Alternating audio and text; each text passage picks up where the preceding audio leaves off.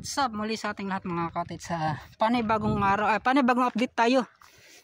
So yung mga ka-cottage, sa huling part natin dito tayo. Yan. So ito pala retaining wall daw yung tawag. So nagtanong ako mga ka-cottage, retaining wall daw yung tawag dito. So paki-comment down below na lang para malaman po natin. Yan o. So dati talaga napansin natin yung pagtambak po nila dito ay umangat na po, tumaas po mga ka-cottage. So ito talaga yung original niya nga tambak dati. Yan. So mababa po yan mga ka-cottage. So hindi katulad na ngayon mga ka-cottage. So nasa mga 1 metro mahigit yung itinambak o itinaas po ng pagtambak dito. Yan. So, asahan natin yung mga ka-cottage yung pagtambak nila hanggang pataas yan. Kasi nasa mga 5 meters kasi o 4 meters to 5 yung taas po ng ginagawang flyover. So yun, ito yung update natin dito kasi ito naman tayo sa may R. Castillo segment. So dito talaga yung punterier naman natin sa pag-update.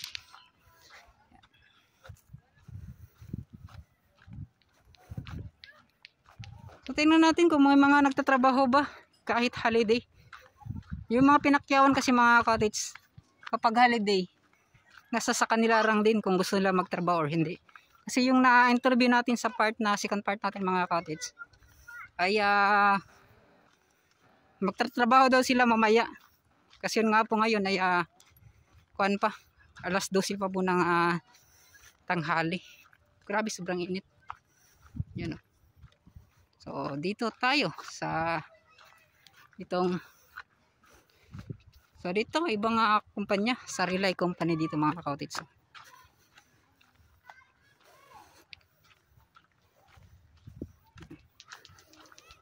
Ang daming tumatawag sa atin ng mga bata mga cottage.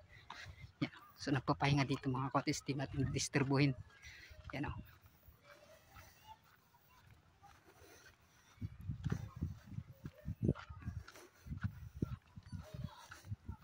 Dito rin banda mga cottage sa kanila ay may nagtatrabaho din.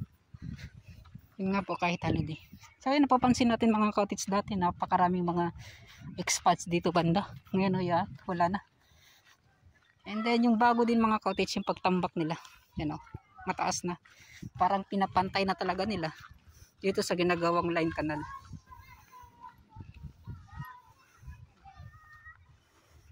So ganito na pala ngayon sa may R. Castillo segment. Chef ngapon. Yan. So ito. So di ako nakakalam, istaka ba yung tawag dito mga cottage, yung inilagay nila sa gitna. Yan.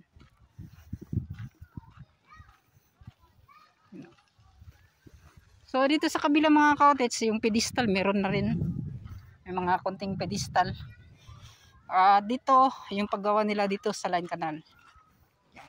Yung hukay po. Para yan sa line canal. May mga nagpapalipad po na mga saranggola ni Pepe. Yan. Oy, shout out. Tito Tans TV. Tito. Kana. Very good. Salamat. Hey.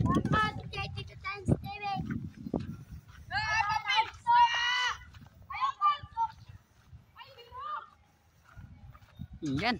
Naugsok pa mga cottage, oh. Yan. So nagtatrabaho pa lang mga cottage, no? Kahit na toro, mga kuano. Rating inita, nagtrabaho gyud mo dai sila mga cottage yan. Na mo dito ah. Tito Tans. Ay, bato. Tito Toy. Tito Tans TV. So kani sir. So shout out dai sa mga Aday katong napoy katong una na-upload to. Apil ni siya, lahi pud ni siya sir. Sugod. Sugod na pud ni. Ikaduha na ni siya. Oh, shout out sir. Shout out ka makmak na sige tungit. Kasi sa mga lahi po ni sila nga ubang trabahante. Maura gyapon ni sila? Maura gyapon din katong dito sa may Boulevard. So kani sila. Iyan. So, sa trabaho ninyo karon sir? So, lunch break pa man po. Break time, lunch break pa karon. So, kani. Grabe, maski holiday sir, natagapi trabaho. Tinding pangangailangan. Mao pod. So, kani. Mao ra gyud mo kung magatambay, wag gyapon makuha sir no. Trabaho na lang. Tambay sila ako Bitaw pod. Ang asawa. So, maanya ko padulong. Labunon. Mao. So, may pagdiriya, napay sweldo. Napay income. Likura. Mao gyud. So, kani sa Mac Builders Company sila mga kapatid sa kanina yung sa relay na yon, yung sa unahan na update natin. Iyan. So, kani sir, mga pila ka tuig ninyo nga kontrata sa kaning package diri sa may Len Garcia? 2 years. 2 years. So, mostly mga 2 years yun sir no, ang mga kontrata gyud ana no. So, kana. Kato gani sa may Boulevard sir, mga pila ka tuig po ninyo na trabaho dito Mga 2 years pod no, abot pod. So, tama-tama gid sa kontrata. So, kani dire sir sa SYC lahi pod na sila no. Sabkon na sa amuha. Sa inyo nakasabkon. Tulay ra laha. So, kana no. Sir, shoutout sa akong YouTube channel sir. Shoutout sa akong. Shoutout ni Dodong Bilalos, Pakaw. Iya no. Ikaw sir, sa mga kani mo dire, mga relatives. Family. Oy, kaliwat. Pamilya na yun. Kasi nagunaw natin yung pamilya dito sa inyong balay. Pamilya na yung Malayong dapit. Sa Malayong dapit. So, sige sir. So, mika shoutout sa kay sir o sa mga diriya. So, kanyo. So, sir, salamat kay sir. Dang salamat. Bato ko dito mo, update ko dito. Yan, salamat. Yan. So, nawa dito si sir. So, diri to. Yan, shoutout dahil sa sir. Dito mo, ngaro. Anong bagra? Mga ratira na. Ay, shoutout deh. Yan, ansay ko na to diri sir. Kabisihan sir. Mingaw no. Yan, Independence Day pero trabaho gyapon double pay. Beta pod. Sir, shout out. Nagpahuway sila diri kay lunch break man gud. Yan no. So, ratio mo mga 1 PM sir. 1 PM may ratio. So kani. Relax no. So kani. Sige sir, salamat kay sir. Sa pag-uli na lang. Si Blackjack din ng Davao ni. Si Blackjack ng Davao. So, may po sir kaibutan yung mga tinda-tindahan dariya kay para di na magpalayo pa. Para di mo palit sa gawas. Lagi no. Mao tama po. Bitaw po. Pundo daan. So, sir, salamat kay sir. Kano? Asa? Kani sa PBC? Sa Pipes? Ato na to ron. Sir, shout out sir.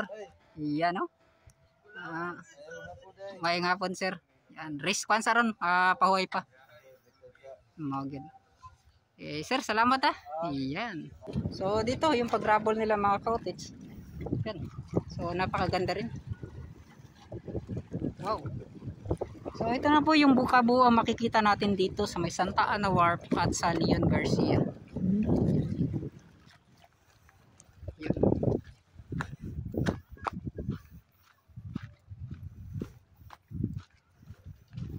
Sobrang init talaga. So ito yung una-unahang minor bridge po na gagawin dito po sa Leon Garcia. So magtataka kayo mga kautis bakit po ako laging nagsasabi ng Leon Garcia R. Castillo segment. Kasi ito madalas kasi tinatawag itong R. Castillo segment mga kautis. Yun nga po, yung dito po ay Leon Garcia, Agdao, Davao City. So yung R. Castillo mga kautis nandun kasi sa unahan. So doon po talaga yung palikuanan, doon na mga kautis sa dulo na yan. Yan makikita niyo. Sa dyan po talaga yung R. Castillo. Yun o. So, baka magtataka kayo kasi meron kasi talaga mga nako-curious kasi kung bakit ganun po daw yung mga sinasabi ko. So yun, hindi kasi ako marunong mag-edit kung paano po mag-mapping mga cottage. Mag-mapping tapos i-edit ko, ipapakita sa inyo. So yun, isa-search na po ninyo mga cottage. Ito po ay Leon Garcia, Tapos i-search naman ninyo yung R. Castillo. So doon po banda mga cottage. So tama po, sana tama po yung mga sinasabi natin. Yan o. So ayan o. At ito, mapapansin niyo yung kanilang ginagawa. So may mga harang na po ng mga sheet file. Yan. So ito na siguro yung talagang kung ano po yung kanilang haba po ng paggagawa ng minor bridge na to. So ayun.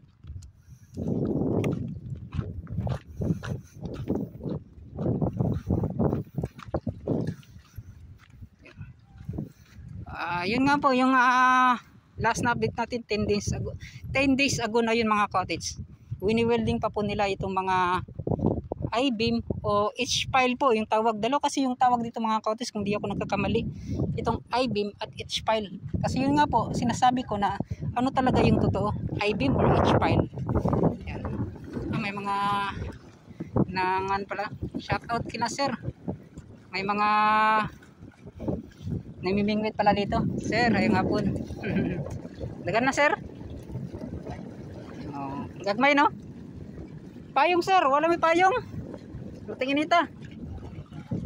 Sir, shout out. Yan. So, kaya ra kainit. Kaya ra. So, yan oh. Alas 12 po ng hapon. Ng tanghali po mga cottage, may mga katoro. Dali aroy.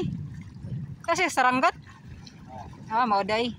So, maliit na tawad danggit. Yun no? Yung nahuli mga cottage. Ito pa, danggit na po. So, paspasa sa kubit oy. So, ipakita na ito mga cottage sa yung kanilang mga nahuli. So, nakuha. Yan. Paspas ang kubit sir no? Wow. Pero okay na. At least nga na, makaon na. Marag magkakuan mo taro. Paspas oy. Kaya nabularon ninyo sir? So yun oh. So ganito po mga cottage tara. Paspas oy. Yan oh. So napakabilis. Pagingani, dali na kayo makauli. Tara. So ang problema lang ani kung naimamukot dire. Or okay ra ba? Wala ra no. Pero bawal ba kung naimamukot? Dati bawal. Karon okay na. So kuan na siya no. Dili na siya sanctuary ron no. Saan na katong gitaw pag siya sanctuary? Dire no. Nakapakarami ding isda sa gilid mga cottage so yan no. Saan na siya banak? Nasa kilid. Kana dira. Danggit gyapon no. Gisaw na no. So yun mga cottage so malaki-laki na po yung mga nahuli nila yan, oh. Napakasakit nito makatunog yan. Danggit na yan. Wow, so magaling tong si sir mga cottage oh. Bawat hulog may karga pataas na isda. Pinaglihi. Yan oh. Oy. So at least no ang paon ba? Kay kon na lumot. Kaya ang uban mangkod kanang margarina ba na siya?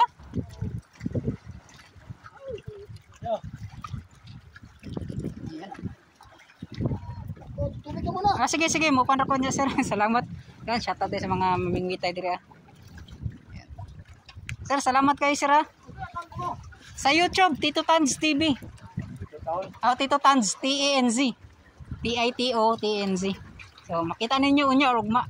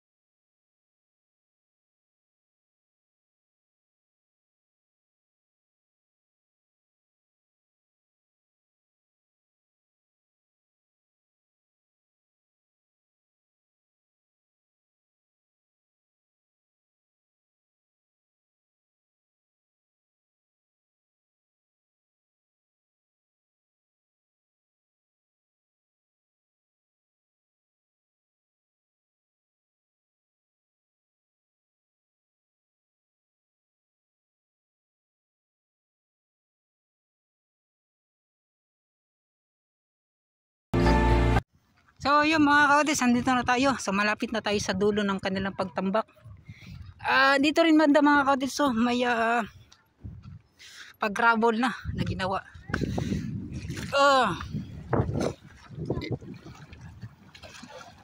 Pusog ako mga kaotis. At hindi pa tayo nakapag-lunch. Tatapusin ko na to mga kaotis kasi yun nga po. Alas 10 po ako nag-update kanina. So nagsimula po tayo sa may Isla Verde segment hanggang dito po. So palakad-lakad lang tayo sa ganitong init po ng panahon mga kaotis. So ganito po tayo nag-update. Kasi yun nga po ay kapag meron naman tayong motor or sasakyan, mahirapan din tayo mga kaotis makapag-update ng lahat po ng kabuuan mga kaotis na may pakita sa inyo. So ganyan na lang. So lakad-lakad hanggang sa marating natin itong dulo ng Leon Garcia at R. Castillo segment. Yan. So maraming salamat sa nagbigay po ng tubig. At talagang ay pinagpala yung mga ganyan mga kaotis. Yan parang dito siguro sa yan na sandbag. Yan. YouTube textile. So yung puti na yan hindi ako nakakamali sa filter cloth. Sir, ayun nga po. Ayun today sir, shout out. Iya. Nakailan ako dyan. Sa timpakaw ninyo dira. Kung sa'yo trabaho niyo sir? Sa to? Atong YouTube. Nagsunod mo pa Andre? Mga sunod. First layer pa? Return dire dapat sa unahan. So hapit na din yung boundary sir no? Doon na lang. Wala lang na, 60 metros. 60 na lang. Asa ka lang dire sa Tumoy o dito sa may Di ka na ng sispal na dito. Oo. Kapadalo nito sa 60 metros. Pero di na siya makabot sa itong mga mga haligi dito, di na makabot. Hindi na nagabot niya, lahit ng Pero no, di na mo sa unahan. So, sir, salamat kayo sa info. Yan, shoutout.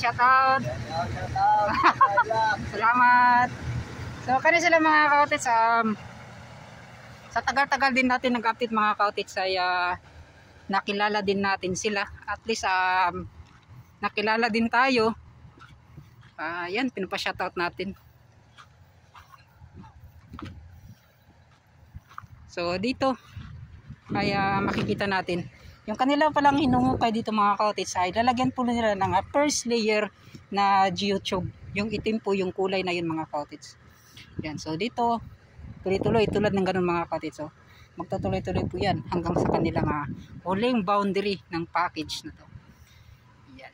So yung talagang inuuna nila mga kaotis, tambak.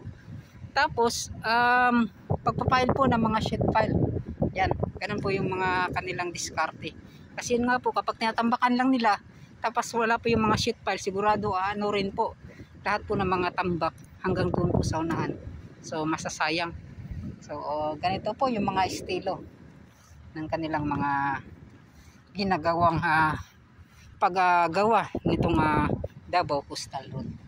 So yan, parang basang-basa dito mga kaotis at hanap tayo ng mga daanan. Yan.